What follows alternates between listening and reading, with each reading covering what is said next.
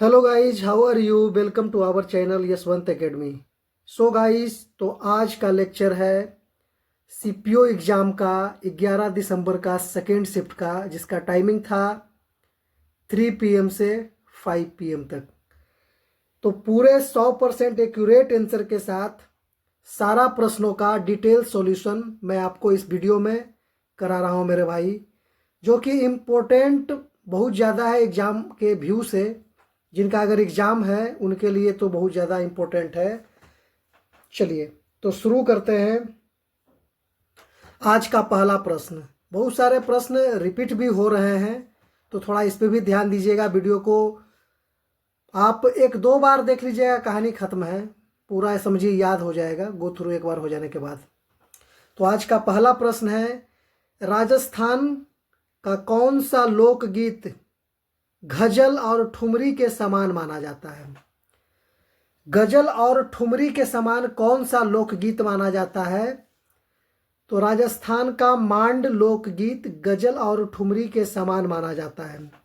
मांड गायन शैली को राजस्थान के सबसे परिष्कृत लोक संगीत शैली माना जाता है और यह भारतीय शास्त्रीय संगीत में एक विशेष योगदान भी देता है।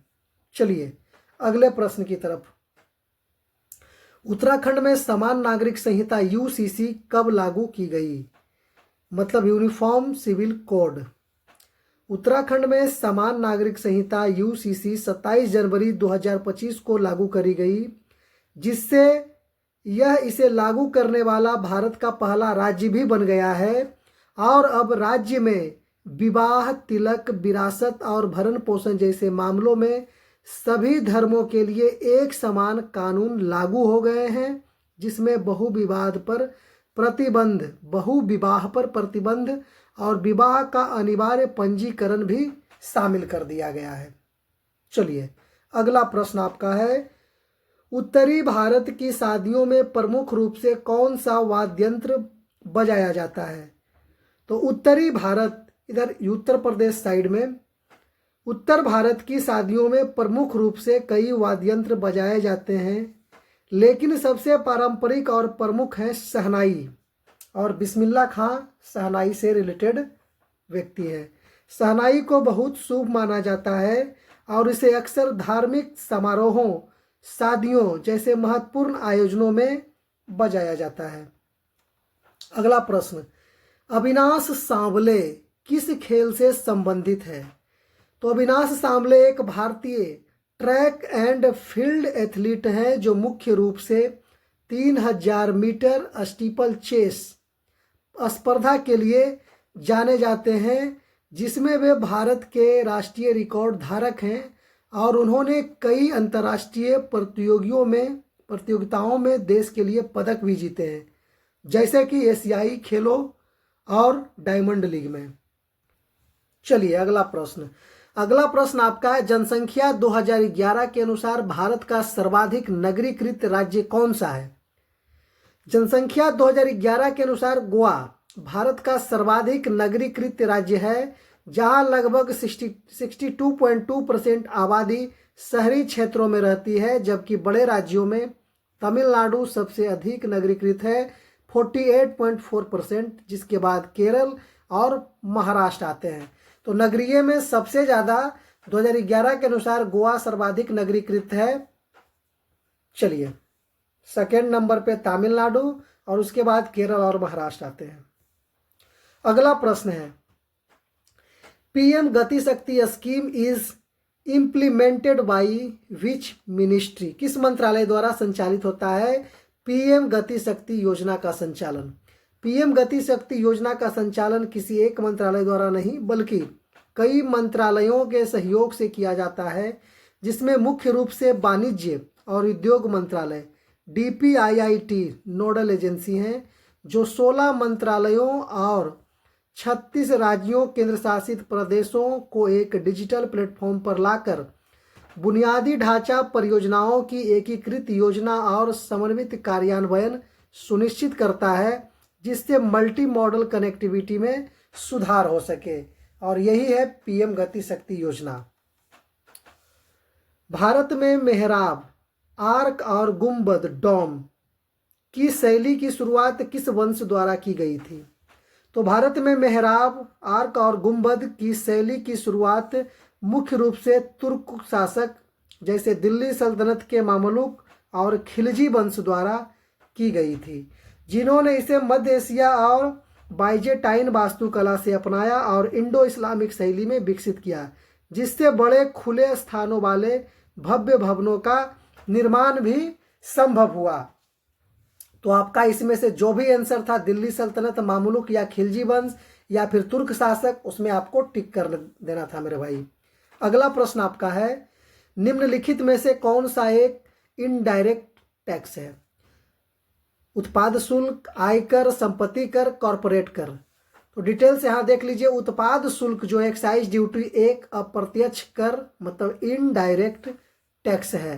तो आपका उत्पाद शुल्क इसका राइट आंसर हो जाएगा, क्योंकि यह वस्तुओं के उत्पादन पर लगाया जाता है, लेकिन इसका अंतिम बोझ उपभोक्ता पर पड़ता है, जो इसे वस्तु को कीमत के हिस्से के रूप में भुगतान करते हैं।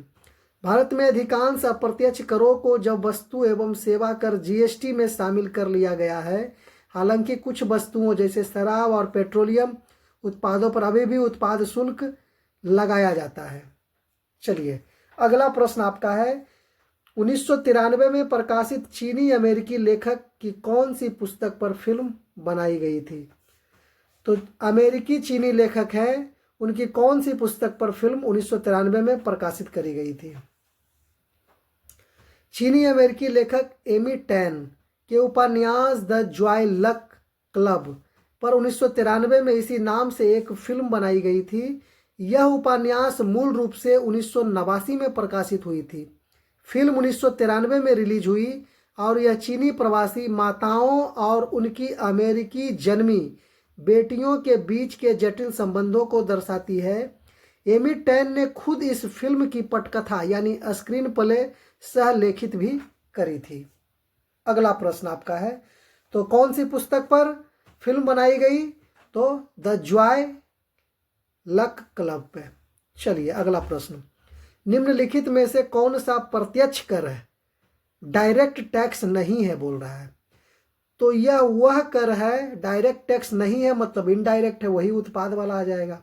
लीजिए, यह वह कर है जो व्यक्ति या कंपनी की आय या संपत्ति पर सीधे लगाया जाता है और इसे किसी और पर टाला नहीं जा सकता, जैसे इनकम टैक्स, कॉर्पोरेट कर, पूंजीगत लाभ कर यानी कैपिटल गेन्स टैक्स। ये सब पर आपका डायरेक्ट टैक्स नहीं है। अगला प्रश्न आपका है, ये तो हो गया था मेहराब में, भारत में मेहराब और गुंबद की स्थापत्य शैली का शुरुआत किस वंश के द्वारा? यहाँ ऑप्शन है आपका दिल्ली सल्तनत है, तो दिल्ली सल्तनत मार देना है। चलिए अगला प्रश्न है, थार मरुस्थल अरावली पर्वतमाला के पश्चिम में स्थित है। कह रहा है निम्नलिखित में से थार मरुस्थल के बारे में कौन सा कथन सही है? तो पहला, दूसरा। यहाँ देखिए, यहाँ औसत वर्षा लगभग 250 mm होती है। तो कथन इसका है थार मरुस्थल अरावली पर्वतमाला। कथन एक का डिटेल्स है, थार मरुस्थल अरावली पर्वतमाला के पश्चिम में या उत्तर पश्चिम में स्थित है। तो ये तो कथन फिट हो गया। अरावली पर्वतमाला मानसूनी हवाओं के लिए एक अवरोधक के रूप में कार्य भी करती है, जिससे मरुस्थल में पश्चिमी भाग में वर्षा नहीं हो पाती है। कथन दो के लिए है, यहाँ औसत वर्षा 250 mm होती है या फिर इससे भी कम। यह अत्यंत कम वार्षिक वर्षा शुष्क जलवायु का मुख्य कारण भी है। तो यहाँ कह रहा है यहाँ औसत वर्षा लगभग 250 mm होती है, और यहाँ बोल रहा था यहाँ औसत वर्षा होती है क्या? तो इसमें आपका हो जाएगा 1 और 2 दोनों सही है। चलिए अगला प्रश्न, किसानों को प्राकृतिक आपदा या फसल नष्ट होने की स्थिति में मुआवजा प्रदान करने के लिए कौन सी केंद्रीय योजना लागू है? तो किसानों की प्राकृतिक आपदा या फसल नष्ट होने पर मुआवजा देने के लिए भारत सरकार की मुख्य केंद्रीय योजना प्रधानमंत्री फसल बीमा योजना है। यही केंद्र में लागू है। चलिए, जो किफायती बीमा आपदाओं जैसे बाढ़, सूखा, ओलावृष्टि, कीट व रोग और कटाई के बाद के नुकसान से वित्तीय सुरक्षा देती है और एक राष्ट्र एक फसल एक प्रीमियम के सिद्धांत पर काम करती है, जिससे किसानों की आय सुरक्षित होती है। चलिए अगला प्रश्न की तरफ चलते हैं। अगला प्रश्न है, केरल में होने वाली प्रसिद्ध नौका दौड़ जो बोट रेस होती है में किस प्रकार की नाव का प्रयोग किया जाता है? तो केरल की प्रसिद्ध नौका दौड़ जिसे बल्लम काली कहते हैं में मुख्य रूप से चुंदन बल्लम, स्नैक्स बोट नामक लंबी पतली सर्पाकार नावों का उपयोग किया जाता है जो लगभग 100 से 120 फीट लंबी होती है और जिसमें 100 से ज़्यादा नाविक चप्पू चलाते हैं। इन नावों को सर्प नौका भी कहा जाता है और ये केरल की सांस्कृतिक विरासत का प्रतीक भी है जो ओणम त्यौहार से जुड़ी हुई है और इन दौड़ में टीम वर्क और सहन शक्ति का प्रदर्शन करती है। मतलब रेस होता है बोट रेस कि 100 आदमी जो चप्पू चलाते हैं तो कौन पहले आगे जाता है, रैंक 1 आता है, इस तरह से। चलिए अगला प्रश्न आपका है, भारतीय न्याय संहिता BNS 2023 के तहत राज्यपाल को निम्नलिखित में से कौन सी शक्ति प्रदान की गई है? तो इसका डिटेल्स देख लीजिए। भारतीय न्याय संहिता BNS 2023 में एक केंद्रीय कानून है जो भारतीय दंड संहिता IPC 1860 की जगह लेता है, 1860 की। यह सीधे तौर पर राज्यपाल यानी गवर्नर को कोई नई विशेष कार्यकारी शक्ति प्रदान नहीं करता है। राज्यपाल की शक्तियों और भूमिकाएं मुख्य रूप से भारतीय संविधान के द्वारा निर्धारित की जाती है। शक्तियां क्या है भाई? तो BNS के लागू होने के बाद भी राज्यपाल अपनी संवैधानिक शक्तियों का प्रयोग करते रहेंगे जो इस प्रकार है। क्षमादान का पावर इनके पास रहेगा। यह राज्यपाल के अनुच्छेद 161 के तहत प्राप्त सबसे महत्वपूर्ण शक्ति है, तो ये करते रहेंगे। चलिए अगला प्रश्न है, सरकारिया आयोग, सरकारिया कमीशन किस विषय का अध्ययन करने के लिए गठित किया गया था? तो सरकारिया आयोग का गठन केंद्र और राज्य सरकारों के बीच संबंधों और शक्ति संतुलन का अध्ययन करने और भारतीय संविधान के ढांचे में बदलावों की सिफारिश करने के लिए 1983 में भारत सरकार द्वारा किया गया था। इसका मुख्य उद्देश्य केंद्र राज्य संबंधों में सुधार करना और संघीय प्रणाली के कामकाज की जांच करना था। सरकारिया आयोग का कार्य। चलिए अगला प्रश्न आपका हो जाएगा, मुगल उद्यान, मुगल गार्डन शैली का प्रेरणा मुख्य रूप से कहाँ से ली गई थी? ये भी क्वेश्चन आपका आया था और बहुत बार ये सब आया हुआ क्वेश्चन रिपीटेड भी है। CGL में कितना बार पूछा है मेरे भाई। तो मुगल उद्यान शैली की प्रेरणा मुख्य रूप से फारसी उद्यानों, पर्शियन गार्डन्स और तैमूरी उद्यानों से ली गई है जो स्वर्ग यानी जन्नत के इस्लामी विचार को दर्शाते हैं, जिसमें नहरें, फव्वारे और चौकोर या आयताकार खाके होते हैं जिन्हें बाबर ने भारत में 4 बाग शैली कहा था। चलिए अगला प्रश्न आपका आया था, आंतों में पाए जाने वाली बैक्टीरिया शरीर के लिए मुख्य रूप से किस विटामिन का स्रोत होती है? तो आंतों में मौजूद बैक्टीरिया मुख्य रूप से विटामिन K और कई B विटामिन जैसे B12, बायोटिन, फोलेट, थाइमिन, राइबोफ्लोमिन का उत्पादन करते हैं। मेन रूप से आपका K राइट आंसर है, जो रक्त के थक्के जमने यानी K और ऊर्जा उत्पादन व तंत्रिका तंत्र विटामिन B के लिए जरूरी होते हैं। हालांकि B12 का अवशोषण कभी कभी बैक्टीरिया से प्रतिस्पर्धा के कारण प्रभावित हो जाता है। चलिए अगला प्रश्न आया था, पल्लव काल में ब्रह्मोदय से क्या अभिप्राय है? पल्लव काल में ब्रह्मोदय से क्या अभिप्राय है? तो पल्लव काल में ब्रह्मोदय से अभिप्राय ब्राह्मणों को राजा या अन्य धनी संरक्षकों द्वारा दिए गए कर मुक्त भूमि अनुदान में जो दिया जाता था, यह एक महत्वपूर्ण प्रथा थी जो पल्लव प्रशासन और समाज का अभिन्न अंग भी थी। चलिए अगला प्रश्न आपका है, सरकार के बजट घाटे का क्या अर्थ है? ये भी प्रश्न आया था। सरकार के बजट घाटे का मतलब है जब किसी वित्तीय वर्ष में सरकार का कुल खर्च यानी revenue expenditure plus capital expenditure उनकी कुल आय tax and non tax revenue से ज़्यादा हो जाता है, यानी सरकार अपनी कमाई से अधिक पैसा खर्च करती है। इस अंतर को पूरा करने के लिए सरकार को कर्ज लेना पड़ता है। या अन्य वित्तीय स्रोत जुटाने पड़ते हैं और यह देश की अर्थव्यवस्था के लिए एक महत्वपूर्ण संकेत भी होता है। अगला प्रश्न आपका है, कुचिपुड़ी नृत्य में प्रस्तुति की शुरुआत करने के लिए मूल ताल बेस रिदम किस वाद्य यंत्र से दी जाती है? तो आपका है, कुचिपुड़ी नृत्य में प्रस्तुति की शुरुआत करने के लिए मूल ताल आमतौर पर मृदंगम नामक वाद्य यंत्र से दी जाती है। यह एक पारंपरिक दक्षिण भारतीय ताल वाद्य है जो शास्त्रीय संगीत और नृत्य में महत्वपूर्ण भूमिका भी निभाती है। मृदंगम कुचिपुड़ी में। चलिए अगला प्रश्न है, कार्बे समिति के संबंध में निम्नलिखित में से कौन सा कथन सही है?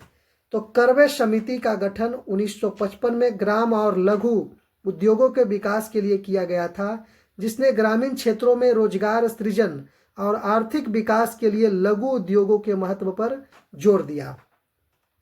उन्हें वित्तीय सहायता और बुनियादी ढांचों के सुधार की सिफारिश करी और ग्रामीण औद्योगिकीकरण की नीतियों को आकार दिया, जिसमें स्वरोजगार और पारंपरिक कौशल को बढ़ावा देना शामिल है।